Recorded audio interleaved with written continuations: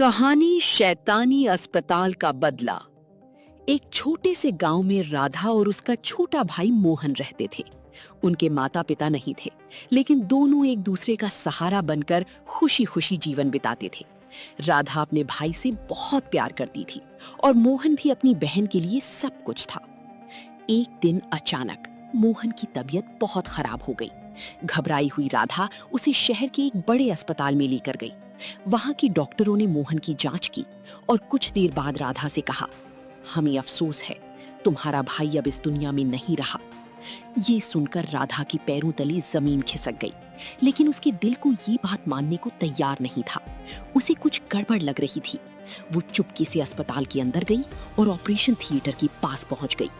अंदर का नजारा देखकर उसकी होश उड़ गई। अभी भी जिंदा था और कुछ नकली डॉक्टर उसके शरीर से किडनी निकाल रहे थे।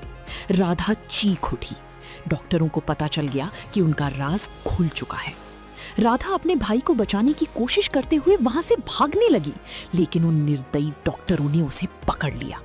अपने अपराध को छुपाने के लिए उन्होंने राधा और मोहन दोनों की हत्या कर दी और उनकी लाशों को अस्पताल के तहखाने में छिपा दिया।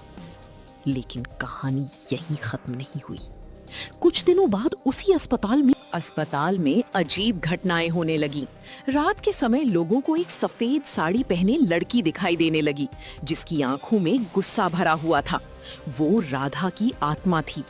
एक एक करके उन नकली डॉक्टरों के साथ डरावनी घटनाएं होने लगी। कोई रहस्यमयी तरीके से गायब हो गया तो कोई डर के मारे पागल हो गया।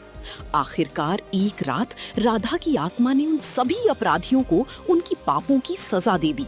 सुबह जब पुलिस अस्पताल पहुंची तो तहखाने से कई लोगों के कंकाल और सबूत मिले। अस्पताल को हमेशा के लिए बंद कर दिया गया। आज भी लोग कहते हैं कि उस वीरान अस्पताल में राधा की आत्मा भटकती है, लेकिन वो किसी निर्दोष को नुकसान नहीं पहुंचाती। वो केवल उन लोगों को सजा देती है जो दूसरों की जिंदगी से खिलवाड़ करते हैं।